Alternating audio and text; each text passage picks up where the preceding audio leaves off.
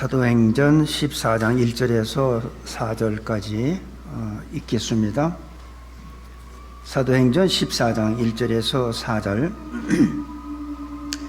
이에 이고니온에서 두 사도가 함께 유대인의 회당에 들어가 말하니 유대와 헬라의 허다한 무리가 믿더라. 그러나 순종치 아니하는 유대인들이 이방인들의 마음을 선동하여 형제들에게 악감을 품게 하거늘 두 사도가 오래 있어 주를 힘입어 담대히 말하니 주께서 저희 손으로 표적과 기사를 행하게 하여 주사 자기 은혜의 말씀을 증거하시니 그 성내 무리가 나뉘어 유대인을 쫓는 자도 있고 두 사도를 쫓는 자도 있는지라. 아멘. 사람들에게는 두 가지 형태의 모습이 있습니다. 자기의 그 분명한 목적이 있는 사람과 목적이 없는 사람이 있습니다. 목적이 없는 사람은 환경의 지배를 받습니다. 환경에 따라 좋아할 수도 있고 실망할 수도 있습니다. 환경에 따라 자기 인생이 흔들리는 거죠.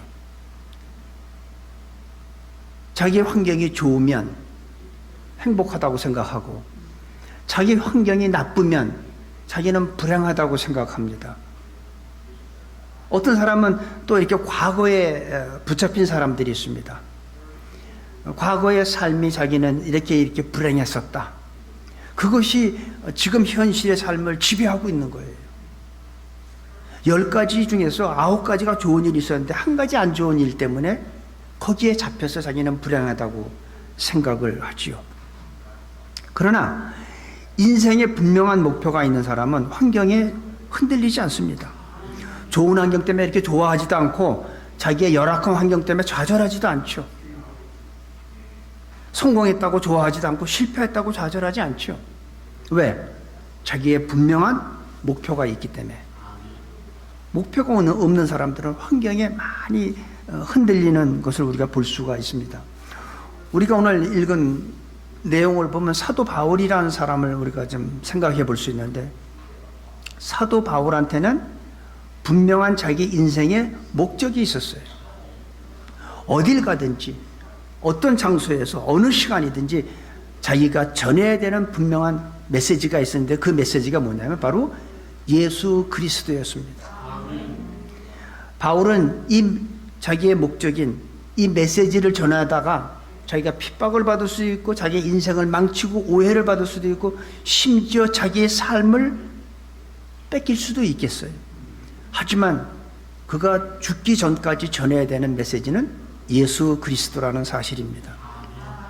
오늘 1절에 보니까 우리가 내용 읽어보면 이고디온에서 두 사도가 함께 유대인의 회당에 들어가.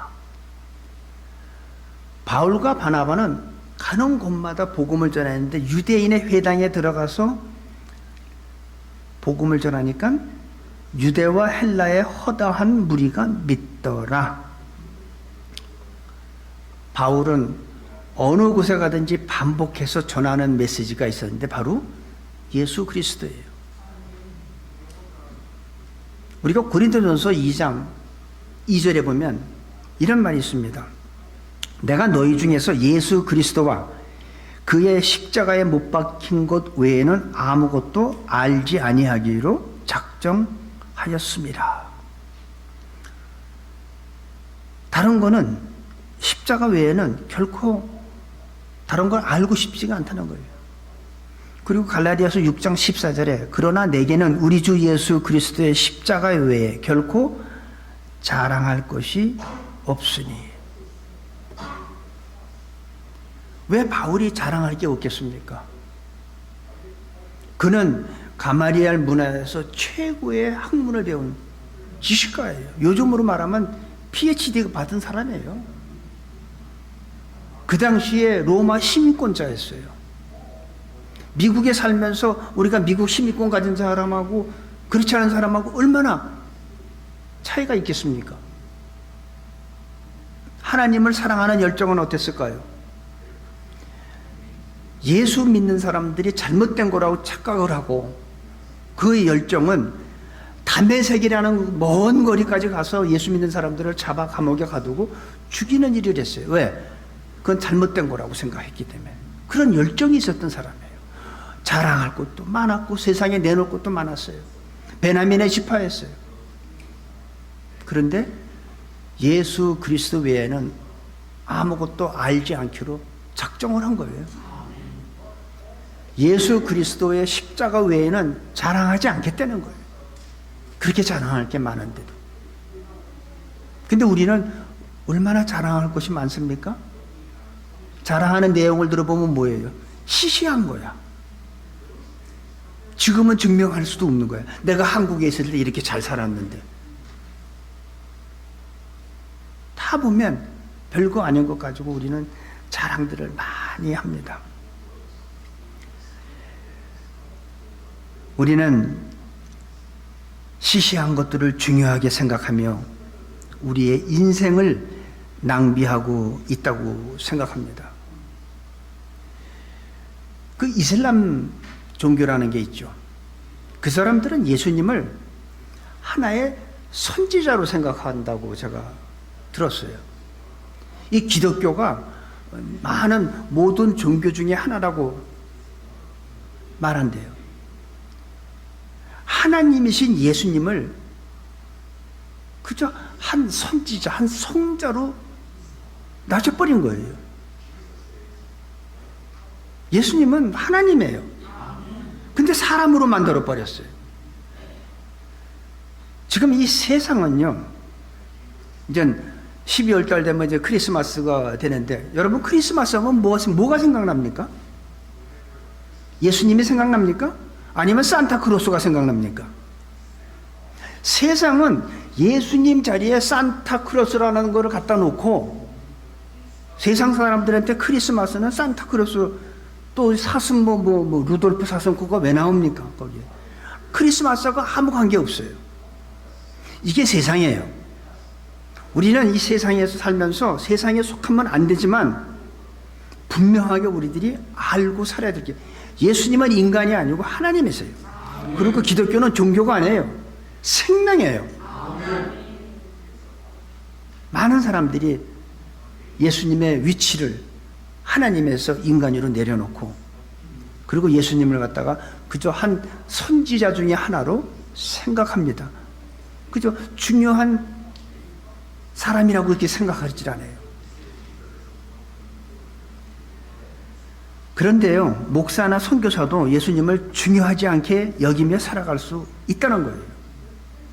제가 지금 설교를 하지만, 목사기 때문에 설교하지만, 여러분 설교라고 해서 다 어떤 조건을 만들어주고 위치를 만들어주면, 그리고 강대상 앞에 세워주면 설교하는 것이 설교라고 생각합니까? 그건 설교가 아니에요. 그건 강연이라고는 할 수 있어요. 설교는 복음을 전하는 거예요. 생명을 전하는 거예요. 바울은 어디에 가든지 어느 장소에서든지 항상 전하는 메시지는 한 가지였어요. 똑같은 방법으로 전했어요. 예수 그리스도와 그의 십자가, 그거 외에는 자랑도 하지 않고 알기도 거부했어요. 왜 그랬을까요? 그게 생명이니까. 죽어있던 자기를 살렸기 때문에.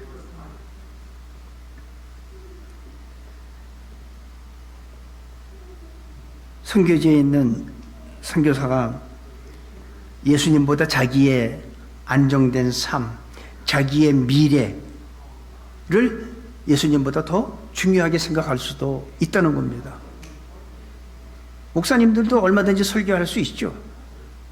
근데 예수님보다 자기 박사학위를 더 중요하게 여기는 목사님들도 계세요. 어떤 목사님은 목사님 하면은 나 박사라고. 저는 설교는 예수님을 전하고 싶은 뜨거운 마음과 주님을 사랑하는 마음을 전하는 게 저는 설교라고 생각해요. 그거 아닌 거는 설교라고 저는 그냥 강연이라고 생각했으면 좋겠습니다. 바울은 어디서나 이 그 뜨거운 마음 속에 예수님을 전하지 않고는 견딜 수 없는 그런 뜨거운 열정이 있었습니다. 저는 우리 새누리교회가 그런 교회가 됐으면 좋겠어요. 여러분도 그렇고 저도 그렇고 복음 외에는 다른 거 그렇게 중요하지 않아요. 교회 사이즈가 얼마나 크냐, 얼마나 부흥되느냐, 글쎄 그거는 저는 중요하지 않다고 생각합니다. 여기에서 사도 바울과 바나바와 같은 뜨거운 열정이 예수님을 전하지 않으면 견딜 수 없는 그런 뜨거움이 우리한테 있게 되기를 기도합니다. 목사냐, 선교사냐, 평신도는 그건 중요하지 않습니다. 교회에서 내가 어떤 직분이냐, 그거 중요하지 않습니다. 뭐가 중요할까요? 누구를 위해 사느냐? 나를 위해 살 건가? 아니면 주님을 위해 살 건가? 그게 중요하다고 저는 생각해요. 우리가 예수님을 전하지 않으면 견딜 수 없고, 예수님 때문에 내 생명을, 남은 생애를 아낌없이 바친다면 바로 그것이 주님이 원하는 사람이고, 그것이 바로 복음 전하는 사람의 자세, 구원받은 사람의 모습이라고 저는 생각합니다. 2절에 보면은 그러나 순종치 아니하는 사람들이 나타납니다. 순종치 아니하는 유대인들이 이방인들의 마음을 선동하여 형제들에게 악감을 품게 하거늘. 참 지금 바울이 전하는 메시지는 그 자리에서 한 번 전했어요. 똑같은 사람들 앞에서 한 번 전했는데 듣는 사람에 따라서 나눠지는 걸 볼 수 있어요. 그 복음을 받는 사람이 있고 거부하는 사람이 있어요. 왜 그럴까요? 메시지에 문제가 있는 걸까요? 아니면 사람한테 문제가 있는 걸까요? 메시지에는 문제가 없어요. 똑같은 메시지 들었어요. 목사가 설교를 할 때 똑같이 설교를 해도 듣는 사람에 따라 다 달라. 그러니까 메시지가 문제가 아니라 뭐가 문제예요? 듣는 사람이 문제라는 거죠. 나는 처음부터 저 사람의 설교는 안 들을 거야 라고 이미 정한 거예요. 메시지 듣기 전에 이미 정했기 때문에 그 메시지가 얼마나 중요하고 얼마나 좋은 거고 생명이고 그건 관계없어. 나는 저 사람 건 안 들어. 이게 정한 거예요. 왜 그랬을까요? 내 속에 이미 메시지를 듣기 전에 거부하는 영이 나를 지배하기 때문에 그런 거예요. 예수님이 십자가에 돌아가실 때 양쪽에 두 강도가 있었죠. 두 강도가 예수님을 똑같이 봤어요. 같은 시간에. 그런데 한 강도는 어떻게 했습니까? 주님, 나를 기억하소서. 또 한 강도는 어떻게 했습니까? 예수님 비판하고 정죄하고 저주했죠. 뭐가 문제일까요? 사람의 문제라는 거예요. 똑같은 장소에서 똑같은 시간에 예수님을 봤지만 한 사람은 나를 기억해달라고, 한 사람은 예수님을 저주하고 조롱했어요.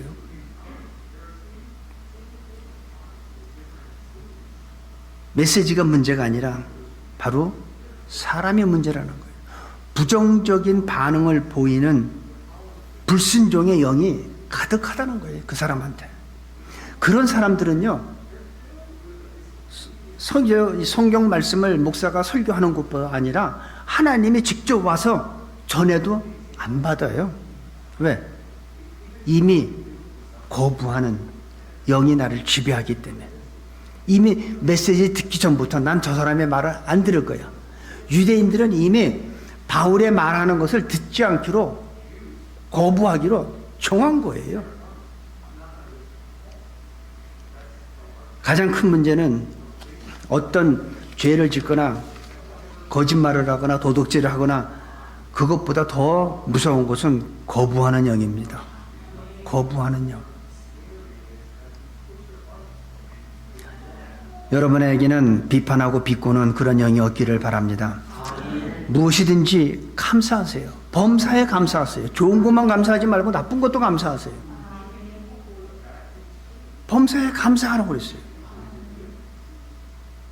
진리에 대해서는 내 판단하지 말고 진리, 하나님의 말씀인 진리는 무조건 마음 문을 열고 받아들이세요. 아멘. 그러면 그 사람에게는 하나님의 은혜가 넘칠 수밖에 없습니다. 3절 4절에 보니까 두 사도가 오래 있어 주를 힘입어 담대히 말하니 주께서 저희 손으로 표적과 기사를 행하게 하여 주사 자기 은혜의 말씀을 증거하시니 그 성내 무리가 나뉘어 유대인을 쫓는 자도 있고 두 사도를 쫓는 자도 있는지라. 거부하는 자가 있어요. 이방인들을 막 선동을 해요, 유대인들이. 그런데 이 불순종하는 사람들에 대한 사도 바울의 태도를 보면은 거기를 떠나질 않고 오래 있는 걸 볼 수 있어요. 그 사람들을 피하질 않아요. 그 사람들을 떠나질 않아요. 여기 보니까 뭐라고 그러냐면 3절에 두 사도가 오래 있어. 오래 있어. 오래 있으려면 어떻게 해요? 인내해야죠. 그들의 방해를 참아야죠. 여러분, 인내하면은 그런 말이 있죠. 인내는 뭐 쓰지만 그 열매는 달다는 말이 있죠. 인내하는 게 참 힘들어요. 그래서 고린도전서 13장에 사랑은 오래 참고, 오래 참는 게 사랑이에요. 우리가 가족을 이루고 살다 보면 남편이 내 마음에 안 들 때가 있죠. 어떻게 해야 돼요? 참아야죠. 내 아내가 마음에 안 들 수 있고 내 자녀가 마음에 안 들 수 있죠. 근데 오래 참고 인내하면 결국은 변합니다. 저절로 변하는 게 아니라 인내하면서 기도할 때, 그러면 하나님이 그 문제를 해결해 줘요. 그 자녀를 바꿔줘요. 그 남편을 바꿔주고 그 아내를 바꿔줘요. 그래서 그냥 그때 상황의 그 기분과 감정에 의해서 판단하고 결정지고 행하지 마시고 오래 인내하시길 바랍니다. 사랑은 오래 참는 것. 오랫동안 기다리면 반드시, 대부분 사람들은 근데 오래 참질 않아요. 금방 포기하죠. 우리가 살아가면서 기다리고 인내하는 것이 중요한 게 바로 그렇게 중요한 게 못 가요. 오늘부터 나는 인내할 거야. 내가 이런 일이 있어도 남편에 대해서, 아내에 대해서, 자녀가 속속일 수도 있잖아요. 그 자녀에 대해서 홍군형 낸다고 하지 말고 오늘 내가 얘를 아주 뻔때려 보여주겠다고 하지 마시고 그냥 인내하고 기다리시기 바랍니다. 그거 같이 중요한 게 없어요. 단 그냥 기다리지 마시고 기도하면서, 이 문제를 가지고 기도하면서, 그러면 저는 반드시 변화가 되고, 내가 지금 원하는 게 있으면 배우자 문제가 아니고 가족 문제가 아니고 내가 지금 이런 걸 원하면 그걸 놓고 너무 성급하게 서두르지 마시고 인내하면서 기도하면 그 문제도 해결해 주실 줄로 믿습니다. 그것이 내 직장이 되든 그것이 내 질병이 되든 그것이 무엇이 되든 간에 하나님께서는 반드시 살아계시기 때문에 우리의 일거수일투족을 다 보고 계시는 분이에요. 속일 수 없는 분도 그분이고 우리의 모든 문제를 해결해 주시는 분도 그분이에요. 그분 앞에 우리가 신실하게 인내하면서 기도할 때 하나님께서는 내 시간이 아닌 하나님의 가장 좋은 시간에 해결해 줄 줄로 믿습니다. 그리고 여기 보니까 기다리고 인내하는 것으로 끝나는 게 아니라 거기 보니까 하나님께서 뭘 주신다면 주를 힘입어, 그러니까 주님을 절대로 의지해야 돼요. 주를 힘입어 담대히 말하니, 우리가 인내하는 것도 주를 힘입어서 인내해야 돼요. 그리고 담대히 말하는 건 뭐죠? 영적으로 밀리지 않는다는 얘기예요. 그들이 영적으로 막 악한 영의 힘을 받아서 막 그냥 나한테 공격한다고 두려워하지 말라는 거예요. 모든 영적인 세계에서 가장 무서운 분이 누굴까요? 귀신? 예수님보다 무서운 존재는 없습니다. 영의 세계에서는 예수, 나사렛 예수란 이름이 가장 무서운 거예요. 그 예수님을 내가 모시고 내 안에 나와 함께 있는데 내가 뭐를 두려워합니까? 담대해. 주를 힘입어 담대히 말하니. 이게 굉장히 중요해요. 영적으로 밀리지 않는다는 얘기예요. 그러면서 그거로 끝나는 게 아니라 주님께서 뭐를 해주세요? 그 사도들의 손으로 기사와 표적을, 능력을 보여주시는 거예요. 뭐라고 그러냐면 주께서 저희 손으로 표적과 기사를 행하게 하여 주사 자기의 은혜의 말씀을 증거하시니. 이제는 하나님께서 바울과 바나바의 손을 도구로 쓰셔서 기사와 표적을, 하나님의 능력을 나타내 주십니다. 그런데 왜 이 능력을 나타내 주실까요? 은혜의 말씀을 전하기 위해서. 많은 그 능력 행하는 목사님들이 부흥에 오셔가지고 휠체어 타고 온 사람도 막 이렇게 세우고, 안 못 보는 사람 눈 보게 하고 막 이런 기적을 행하죠. 기적이 목적이 아니라는 거예요. 그걸 통해서 하나님의 살아계신 보여주고 그 말씀을 전하기 위해서예요. 근데 어떤 사람들은 말씀은 중요하지 않고 어디 가서 꼭 그 집회하면은 뭐 눈 뜨고 일어나는 그냥 그런 데만 쫓아다니는 데 있어요. 그거 목적이 뭐냐면 은혜의 말씀, 생명의 말씀을 전하게 하기 위해서는 거예요. 근데 목적은 놔두고 그 일어나는 현상만 쫓아다니는 분들이 있죠. 여러분, 그거 모든 이유가 바로 복음 전하기 위해서 하나님께서 그런 능력을 행해 주시는 거예요. 능력이 목적이 아니라 복음이 목적이라는 거죠.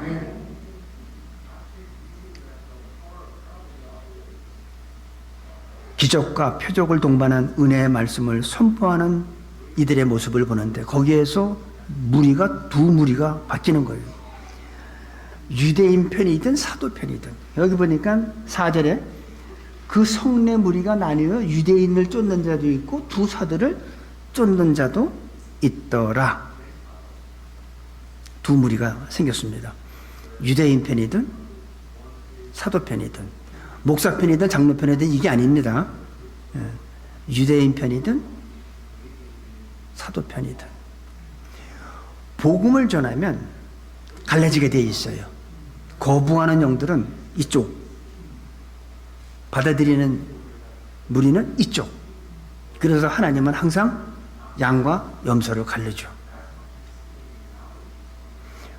복음을 전했는데도 갈라지지 않으면 그건 가짜 복음이에요.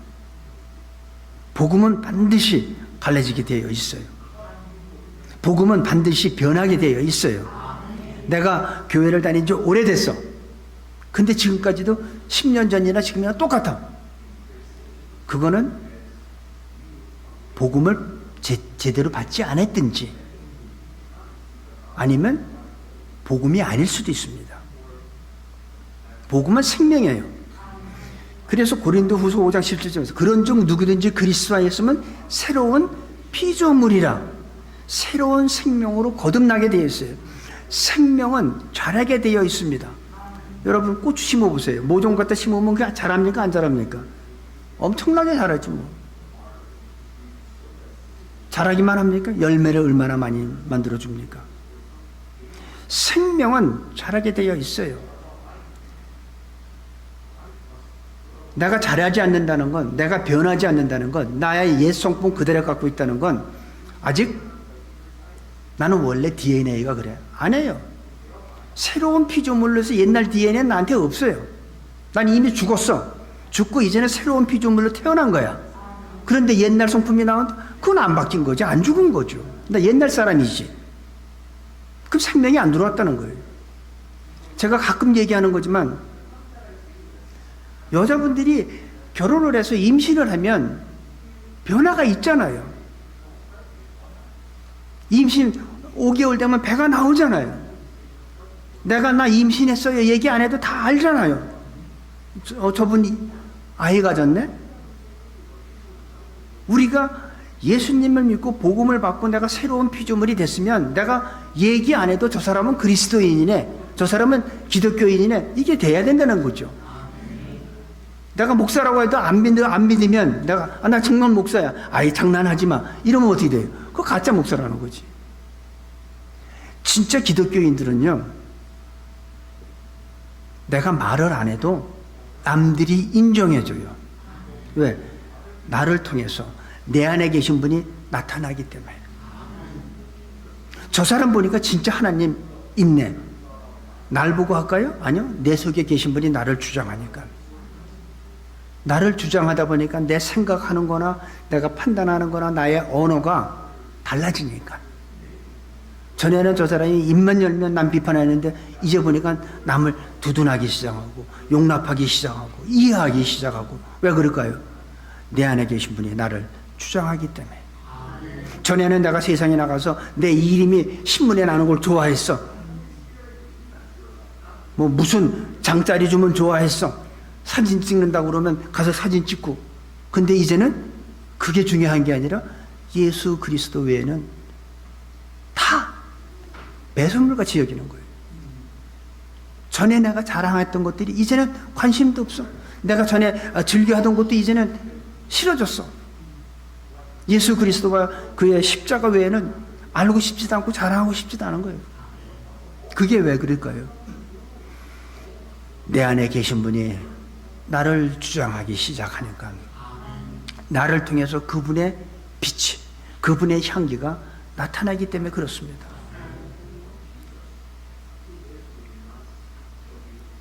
그것이 복음입니다. 만일 변하지 않았다면 내게 들어온 것이 복음이 아닐지도 모릅니다. 내게 들어온 것이 복음이 아니면 어떡하지? 하나님은 우리에게 능력을 주셨습니다. 그 능력은 죽은 사람 일으키는 능력이 아니에요. 복음을 전하는 능력이에요. 하나님이 내게 능력을 주신 것은 다른 게 아니라 복음을 전하는 거예요. 첫째는 유대인에게라, 또한 헬라인에게라. 내가 너에게 전한 이 복음, 이 하나님의 능력이에요. 이 능력은 우리한테만 주신 거야. 천사들한테도 안 줬어요. 그러니까 천사들이 흠모하는 게 뭐예요? 복음 전하는 거예요. 예수님을 전하고 싶은데 하나님은 천사들한테 그런 능력을 안 주셨어요. 우리가 사도행전 10장에 보면 백부장 고넬료라는 사람이 나옵니다. 근데 고넬료가 구제도 많이 하고 기도를 많이 하는 사람이에요. 그러니까 그 기도 소리를 듣고 천사가 와서 뭐라고 얘기해요? 요바에 가면 피장 시몬 집에 보면 베드로가 있는데 그 베드로를 불러다가 말씀을 들으라, 복음을 들으라는 거예요. 왜 그 천사가 직접 복음을 전하면 더 좋을 텐데 왜 요바에 있는 베드로를 불러다가 복음을 들으라 했을까요? 천사들한테는 그 권리를 안 줬어요. 그 권한을 안 주신 거예요. 그래서 천사도 흠모하겠네. 뭐를? 복음 전하는 거를. 우리들은 이 귀한 능력을 갖고 있는 거예요. 그런데도 그 능력을 여러분 사용하십니까? 해야 돼요. 주위에 예수님 모르는 사람들이 이 복음의 능력을 전해야 돼요. 복음을 전해야 돼요. 그래서 새누리교회 오라고? 아니요.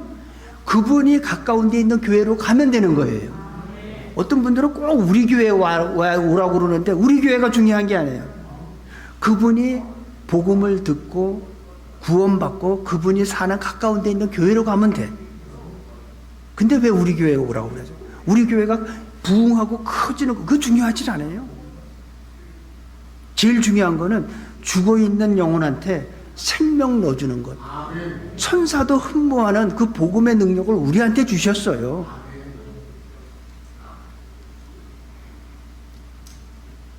죽어가는 사람을 살리려고 이 능력을 주셨는데, 그런데 우리들은 어디에 눌려 있습니까? 돈에 눌려 있죠. 명예에 눌려 있죠. 학문에 눌려 있죠.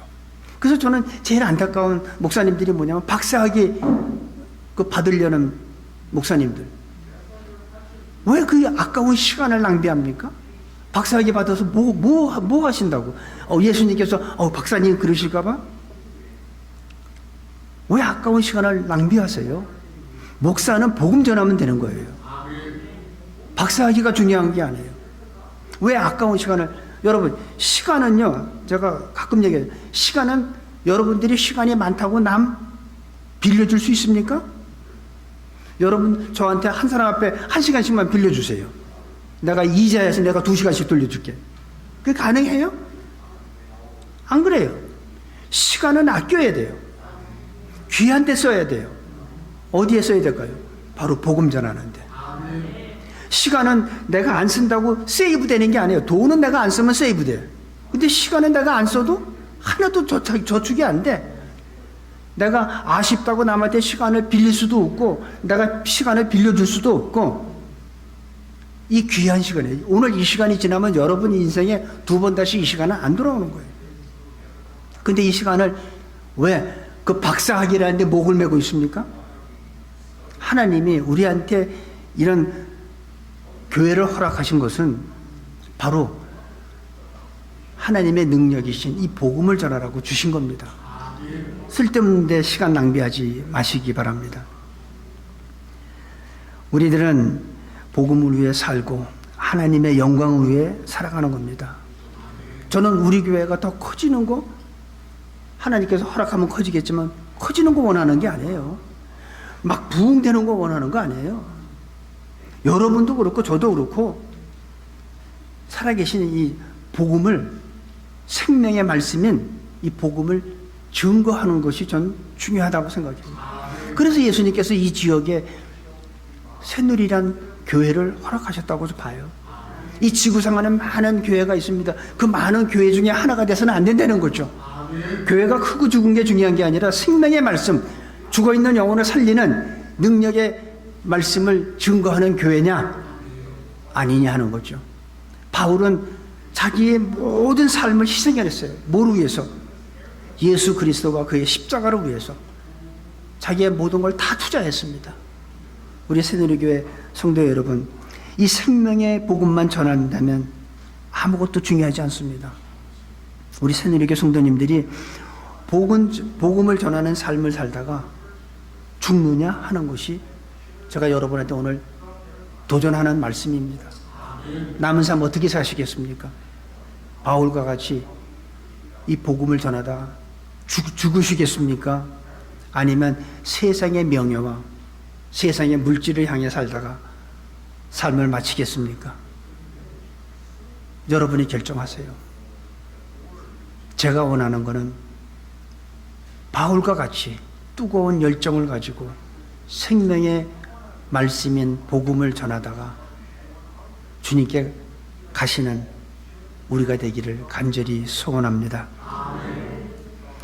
그 사역을 할 수 있는 우리가 될 때 하나님께서는 더욱더 우리한테 담대함을 줄 거고 우리의 손을 통해서 기사와 이적을 행하시는 살아계신 주님이라는 걸 저는 믿기 때문에 그렇습니다. 한 분도 빠짐없이 다시 한번 생명의 복음을 들고 전하기로 다짐하는 여러분들이 되시기를 예수님의 이름으로 축원합니다. 아버지 하나님,